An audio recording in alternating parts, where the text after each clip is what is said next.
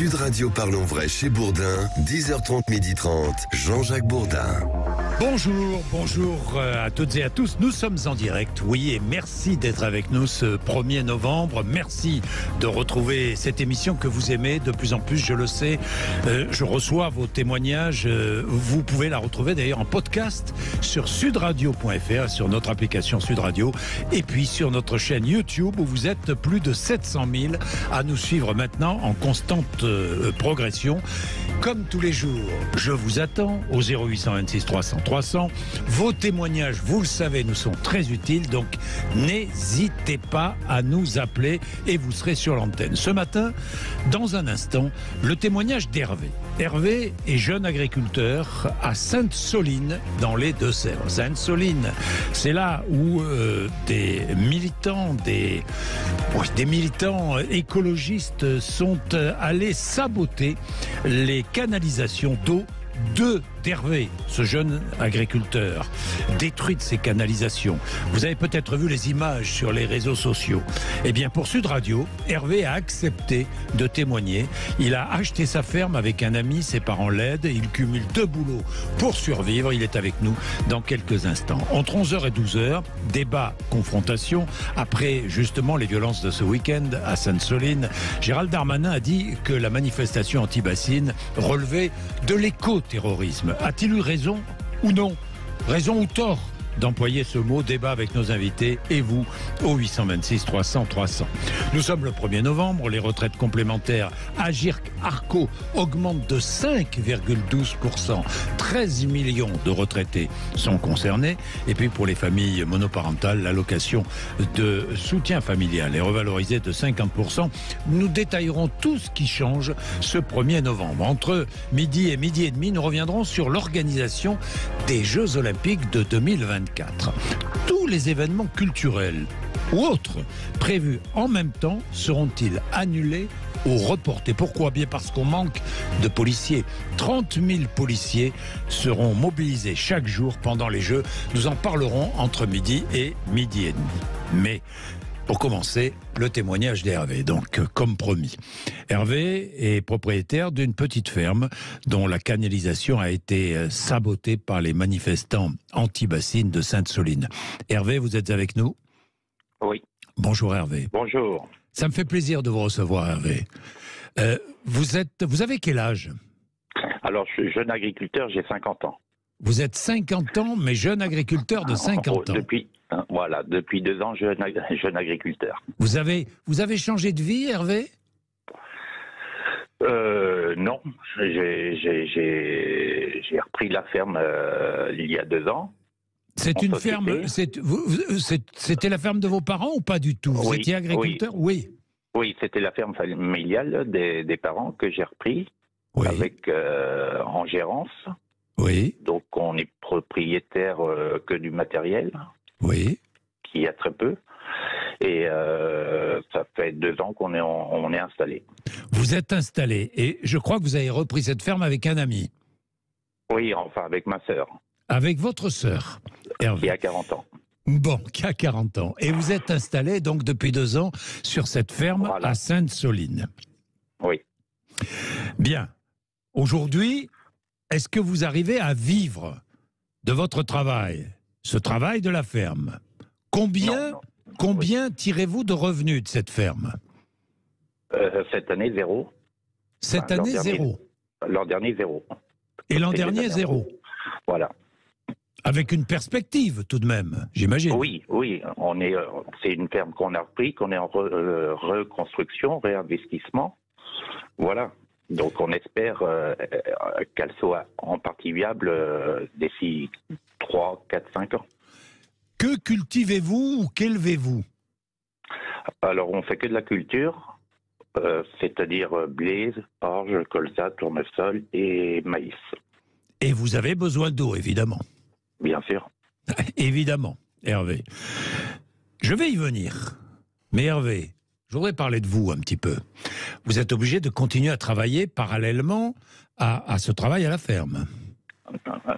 Nous, les 2 associés, travaillons, avons un salaire à côté. Bien sûr. On ne sort rien de la ferme. Vous cumulez 2 boulots pour survivre. Oui. Ce qui veut dire que vous travaillez combien d'heures par semaine?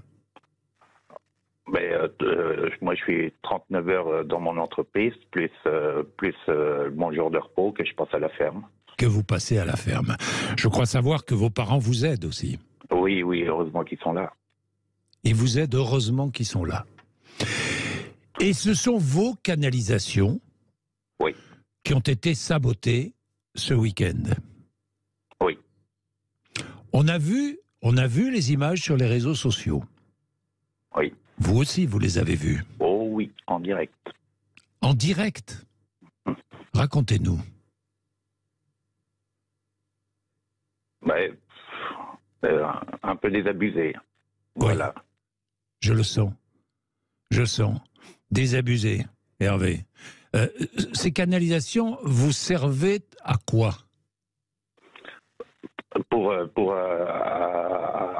la canalisation qui a été coupée, qu'on voit, elle a servi pour pouvoir arroser une parcelle de 10 hectares. Pour arroser une parcelle de 10 hectares. C'est indispensable. Oui, pas tout le temps. Mais cette année, elle nous a servi, cette parcelle, à arroser le colza pour qu'il naisse, quoi, par exemple. Oui, ben bien sûr. Aujourd'hui, nous sommes le 1er novembre, donc vous n'avez pas besoin d'eau cet hiver. Non, Donc, il va falloir réparer cette canalisation. c'est cela. Et ça va vous coûter combien? Pour l'instant, je suis incapable de vous dire. Je pense que on n'a pas fait le tour parce on s'est rendu compte aussi qu'on a eu des bouches d'irrigation de cassées, en plus du tuyau, de la canalisation. Donc, on ne sait pas encore. On pense être au moins dans les 10 000 euros. Voilà. Argent que vous n'avez pas. Non. C'est-à-dire Alors, que vous avez... oui. Qu'allez-vous faire? Vous allez déposer plainte? La plainte a été déposée. Oui. J'ai le soutien du préfet, du ministre de l'Agriculture et bien sûr du président de la COP de l'eau.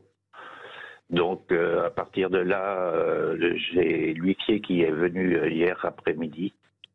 Et donc pour l'instant, on est en stand-by, quoi, dans l'attente des résultats. Le ministre de l'Agriculture vous a appelé Oui, pour vous apporter votre soutien, son soutien. bien sûr. Oui. Hervé, qu'avez-vous envie de dire à celles et ceux qui sont venus saboter votre canalisation? Ben, surtout à ceux qui sont venus avec des meuleuses sur batterie. Quand tu viens pour manifester, tu viens avec des idées. Tu viens avec des idées, c'est-à-dire? Tu viens pas pour casser. Quand tu viens avec une meuleuse à une manifestation, c'est pas pour discuter, c'est pas pour parler. Donc Oui. Avec une meuleuse permettant justement de saboter votre canalisation. c'est ça. Donc il y avait préméditation à vos yeux. Ben, bien sûr.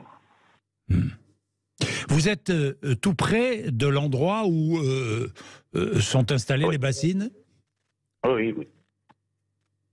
À 2 kilomètres. Elles sont indispensables, ces bassines, Hervé? Alors ça, c'est un projet, c'est autre chose. Hein. C'est un projet qui a été monté par rapport au bassin du Marais Poitevin il y a de nombreuses années, qui s'est plus ou moins finalisé il y a 6 ans, Oui. en accord avec les écologistes. Et voilà. Hervé, Oui. j'imagine que ça vous a... Je me mets à votre place. Comment avez-vous ressenti ce moment où vous avez vécu ça en direct? Vous les avez vus arriver? Oui, oui, on les a vus. Ben, j'étais devant la télé, et ensuite j'étais pas trop loin de la canalisation, mais assez loin d'eux. Vous n'êtes pas allé? Mais bon, Vous non. Non. Vous avez eu peur? Non, mais on avait ordre de la préfecture de ne pas provoquer, de laisser faire, quoi. Vous aviez ordre de laisser faire? Et puis on n'aurait rien pu faire, de toute façon. Oui. Hervé, Oui, j'imagine quand à distance on voit son travail saboté. oui. J'imagine votre réaction. C'est ça. Vous êtes découragé ou pas? Non. Pas découragé. Très perplexe par rapport à la société actuelle, plutôt. C'est-à-dire perplexe, Hervé? À partir du moment où on essaye de construire des petits trucs, hein, on n'est pas dans de la grosse industrie. Nous, on est des petits comme tous ceux qui font partie de la bassine. On est des petits agriculteurs de 80 à 150 hectares. Voilà, on n'est pas des grosses industries. On comprend pas tout ce qui se passe autour de tout ça. Ça nous dépasse un peu. Beaucoup. Je vous laisse, Hervé. Je vous laisse. Merci d'avoir témoigné avec nous ce matin sur l'antenne de Sud Radio. Et nous suivrons évidemment, parce que plainte a été déposée, vous avez déposé plainte, nous verrons un peu ce que ça donne. Merci beaucoup, Hervé. Merci. Merci d'avoir été avec nous ce matin. Ça provoque votre réaction, j'en suis certain. 0826 300 300. Allez, nous allons parler de toute autre chose dans un instant. Nous sommes le 1er novembre. Les retraites complémentaires, je le disais tout à l'heure, Arco augmentent de 5,12%. Nous allons détailler tout ce qui change au 1er novembre. Et puis, nous allons parler des prisons. Pourquoi? Parce que le nombre de détenus a augmenté. Les derniers chiffres viennent de tomber. Ce sont des chiffres qui sont arrêtés au 1er octobre. Plus de 72 000 personnes en prison pour 60 000 places. Augmentation du nombre de prisonniers sur un an. Je crois que c'est une augmentation de plus de 4%. Il est 10h42. Vous êtes sur Sud Radio. Vous réagissez évidemment sur tout ce que vous entendez ici sur Sud Radio. Je rappelle que vous pouvez réagir au 0826 300 300 et je rappelle que vous pouvez nous suivre. J'insiste bien sur YouTube. Sur YouTube, vous n'hésitez pas à nous écouter, à réagir. Allez, il est 10h42. À tout de suite. Sud Radio Parlons Vrai chez Bourdin, 10h30, 12h30, Jean-Jacques Bourdin. 0826 300 300, vous n'hésitez pas à vous appeler. Tiens, je vais prendre Bruno dans un instant. Plusieurs choses changent à partir d'aujourd'hui, 1er novembre. Le 1er novembre, Félix Mathieu, bonjour. Bonjour. Les retraites complémentaires, je le disais, versées par Agirc Arco vont augmenter d'à peu plus de 5%. Oui, revalorisation aussi de certaines aides sociales pour les familles monoparentales. L'ASF, l'allocation de soutien familial, augmente de 50% aujourd'hui. Elle passe de 122 à désormais 184,39 €. Certains ménages modestes qui se chauffent au fioul vont recevoir un chèque énergie de 100 à 200 € à partir du 8 novembre. Ça sera dans une semaine, ça. Quant aux bénéficiaires de la prime d'activité, ils pourront compter sur une aide exceptionnelle de solidarité d'au moins 28 € plus 14 € par enfant à charge. Et sur les routes, les pneus neige seront obligatoires dans 34 départements. Peut-être pas sur toutes les routes, mais dans de nombreuses routes de ces 34 départements. Oui, c'est le préfet qui va déterminer les routes sur lesquelles ces pneus neige sont indispensables dans 34 départements montagneux, sur grosso modo une moitié sud et est du pays, Pyrénées, Alpes, Massif central, Vosges, Jura. Alors il faut avoir des pneus neige ou alors des chaînes ou des chaussettes dans le coffre. Pour autant, cette obligation devrait cette année encore faire l'objet d'une tolérance des policiers et des gendarmes, au moins jusqu'à la fin de l'année. Sur les routes aussi d'ailleurs, mais plutôt en station-service, la remise carburant de 30 centimes va jouer les prolongations. Finalement, ça devait s'arrêter aujourd'hui, mais c'est encore valable pour 2 semaines, 30 centimes avant de baisser à 20 centimes dans 15 jours, en attendant des aides plus ciblées à venir pour l'année prochaine. Le 1er novembre, c'est aussi le début de la trêve hivernale. Oui, pas de procédure d'expulsion possible pour un locataire qui ne paye plus son loyer, ce jusqu'au 31 mars. Une trêve qui ne s'applique pas en revanche aux squatteurs ou alors aux époux expulsés par la justice du domicile conjugal. Ce 1er novembre débute le mois sans tabac. Oui, avec cette année les 30 ans d'ailleurs de la loi Evin contre le tabagisme dans l'espace public ou contre les images de tabagisme. Le tabagisme, première cause de mortalité évitable, 75 000 décès chaque année en France. Alors il y a quelques jours d'ailleurs, le gouvernement a annoncé un plan contre les cigarettes de contrebande qui sont encore pires évidemment que celles qu'on achète légalement, avec notamment un renforcement des moyens des douanes contre les achats sur Internet. Autre chiffre révélé hier, le nombre de détenus dans les prisons françaises. Dernière statistique, dernier chiffre connu, le 1er octobre, mais nous avons connu ce chiffre hier. Donc au 1er octobre, il y avait dans les prisons françaises 72 350 personnes incarcérées contre 71 669 le mois précédent. Et il faut le savoir, 60 000 places, 60 709 places exactement dans les prisons françaises. Et on est à 72 000 personnes incarcérées. Il y a donc surpopulation. Nous sommes avec Johan Carrard, qui est responsable FO pénitentiaire. Bonjour Johan Carrard. Bonjour Jean-Jacques Bourdin. Oui, je disais surpopulation.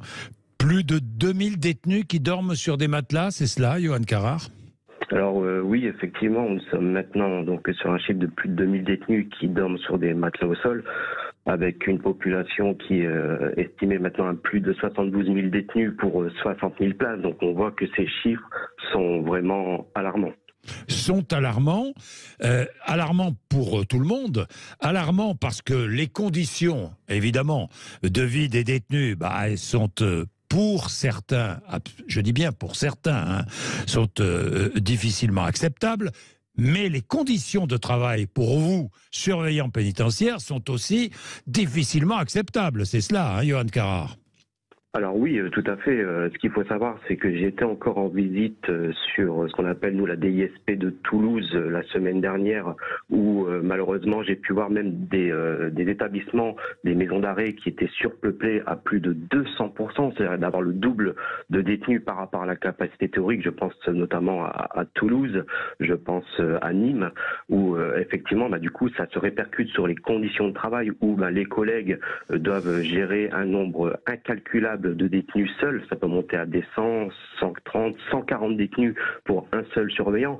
Donc effectivement, c'est dégradant au niveau des conditions de travail, notamment en termes de violence, du coup, qui est à gérer. Quand vous avez 2, 3, 4 détenus dans une cellule de 9 mètres carrés, on peut comprendre, oui, la promiscuité et malheureusement les situations explosives que doivent faire face nos collègues. Évidemment. Alors comment faites-vous, Johan Carrard? Eh bien, écoutez, on travaille au jour le jour, malheureusement. On doit faire avec parce que nous sommes un service régalien. On a l'obligation de continuer notre service. Et malgré toutes les promesses d'ouverture de places de prison qui avancent, mais malheureusement trop lentement, on fait surtout face à une grosse problématique de recrutement. Voilà, on peut construire demain tous les établissements pénitentiaires que l'on souhaite. Malheureusement, nous n'avons pas le personnel pour les ouvrir. On va craindre déjà en 2023 où nous avons certaines ouvertures d'établissements, mais malheureusement, nous n'avons pas le personnel. Combien de prisons seront ouvertes en 2023 ? Alors là, on table sur une petite dizaine d'établissements. Donc il va y avoir des gros établissements, notamment je parle sur le CP Caen, par exemple, qui va être un très gros établissement, plus plusieurs petites structures qui sont... Centre pénitentiaire de Caen, hein ? Tout à fait, oui. Et des ouvertures d'établissements de réinsertion active, ce qu'on appelle donc les SAS. Oui. Mais malheureusement, comme je vous le disais, on a une très grave crise de vocation quand on voit que sur le dernier concours de surveillants, par exemple, à peine 15% des inscrits se sont déplacés pour passer le concours. Et qui plus est, lors de la formation initiale à l'École nationale d'administration pénitentiaire, nous avons près d'un quart des personnels qui y rentrent qui ne finissent pas la formation. Oui, donc le métier n'est pas attractif, il est dur, il n'est pas attractif, il est dur, et beaucoup de jeunes qui voulaient s'engager dans cette voie, renoncent au bout d'un certain temps, au bout de quelques mois. Effectivement, ce qu'il faut savoir, c'est qu'aujourd'hui, le métier est dur au point de se dire qu'aller trouver des personnels, notamment avec la crise de travail que nous connaissons actuellement, quand on voit la restauration, etc., qui ont du mal à trouver des employés, nous, aller trouver des jeunes et leur dire que vous n'aurez qu'un week-end sur 7 de repos, vous allez avoir vos vacances qui sont imposées, donc avoir des vacances d'été soit au mois de mai, soit au mois de septembre, d'avoir des cycles de travail qui vous donnent par mois des fois 30, 30, 40, voire 90 heures supplémentaires mensuelles, pour le coup, ça n'attire personne, surtout avec les salaires que nous avons actuellement. Alors justement, Johan Carrard, nous avons un témoignage, celui de Bruno, qui est à Béziers, dans l'Hérault. Bonjour Bruno. Oui, bonjour Jean-Jacques, bonjour Johan. Vous êtes surveillant pénitentiaire, hein, Bruno? Oui, c'est ça. Alors on parlait de construction de prison, il faut 10 ans, il faut savoir, hein, je dis clairement les choses, et il faut 10 ans pour construire une prison, à peu près 10 ans. Le problème c'est que beaucoup de municipalités renoncent, les habitants ne sont pas toujours d'accord pour que des prisons soient construites près de chez eux. Il y a certaines prisons qui vont sortir de terre, on parlait du centre pénitentiaire de Caen, puis des centres de réinsertion active. On manque de prisons, Bruno, mais on manque de surveillants aussi. Oui, tout d'abord, je voudrais dire que je trouve bizarre ce chiffre de surpopulation, puisqu'il paraît que l'insécurité est un sentiment. Ah ben là, c'est pas un sentiment, c'est une réalité, hein, Bruno. Et oui, je le sais bien, justement, mais il faudrait demander ça à notre ministre. Justement, tiens, vous savez, justement, vous me tendez la perche, Bruno, parce que Gérald Darmanin, ça fait un moment que je le sollicitais, a accepté de venir avec moi prochainement ici et répondre à toutes vos questions pendant 1 heure. Donc, on va aborder aussi le problème des prisons et de la surveillance. Oui. Allez-y, Bruno. Déjà, on nous parle de places créées. Alors, avant chaque campagne présidentielle, on nous promet monts et merveilles. Là, le mandat précédent d'Emmanuel Macron, on a créé 2000, mais on croit qu'il y a toujours 2000 places de prisons supplémentaires. C'est pas vrai. Ce qui compte, c'est le delta, parce qu'en même temps qu'on ouvre des prisons, il y en a d'autres qui ferment. Vous voyez, donc le nombre de places, même s'il augmente sensiblement, on peut construire 2 ou 3 000 places, mais si on en ferme 1000 ou 2000 à côté, on en reste toujours au même problème. Oui. Ensuite, il faut savoir autre chose aussi, c'est que la pénitentiaire est le parent pauvre des forces de sécurité. L'attractivité du métier. Hein. Mais même nous, on ne rapporte pas d'argent à l'État. La police rapporte de l'argent à l'État, la douane rapporte de l'argent à l'État, la gendarmerie c'est pareil, parce que quand ils font des investigations, forcément l'argent rentre avec les saisies, les différentes saisies. Alors que nous, on coûte de l'argent, on ne rapporte rien, vous voyez. C'est ça qu'il faudrait changer. Bruno, je voulais vous poser 1 ou 2 questions sur l'image de votre métier. Est-ce que lorsque vous dites que vous êtes surveillant pénitentiaire, quelle est la réaction de celles et ceux que vous croisez ? Il y en a beaucoup qui se fantasment sur les prisons américaines. Et en fait, c'est vraiment les clichés. C'est vraiment les deux opposés. Il y en a qui croient qu'on est armé sur la coursive. Oui. Et quand on leur dit qu'on n'est pas armé, ils tombent des nues. Et puis, il y en a d'autres, par contre, qui pensent que c'est le Club Med. Voilà. Oui. C'est vraiment les deux opposés. Les deux opposés. Et que répondez-vous? Bon, pas armé. Et que répondez-vous lorsqu'on vous dit c'est le Club Med? Je laisse les personnes libres de leurs idées et je leur donne les arguments. Voilà, je leur donne les choses.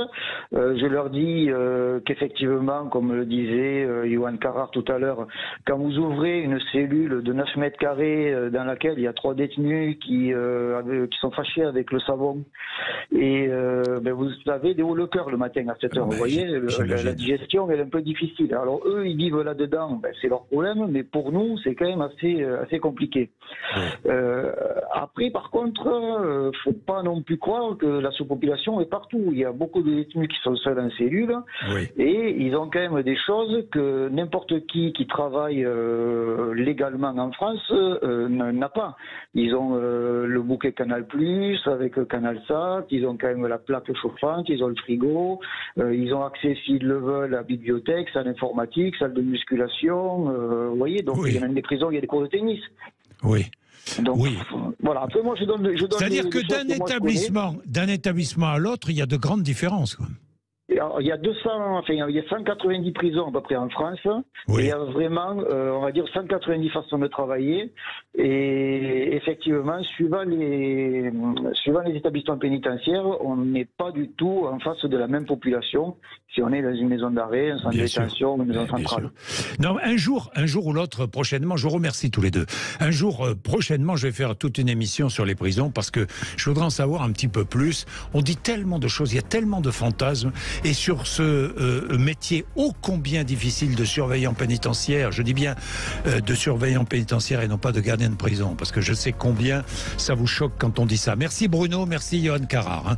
Merci à tous les deux. Il est 10h58, vous êtes sur Sud Radio. Nous allons revenir sur les propos de Gérald Darmanin qui a parlé d'éco-terrorisme. A-t-il eu raison ou tort? Vous nous dites, et nous allons ouvrir le débat entre 11h et midi, 10h58.